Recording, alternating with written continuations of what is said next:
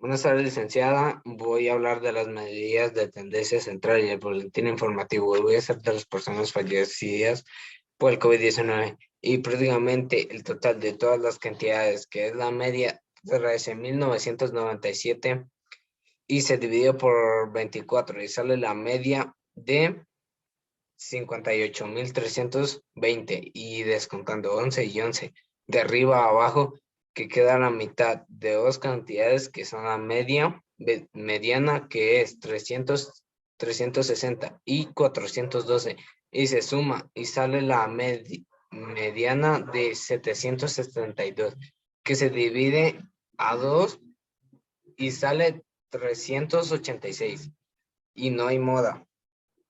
Voy a hablar del boletín informativo. De acuerdo con el registro civil, en abril de 2020 fallecieron 20.945. En el año 2019 se reportaron fallecidos 6.080 por no seguir las medidas de bioseguridad por el COVID-19.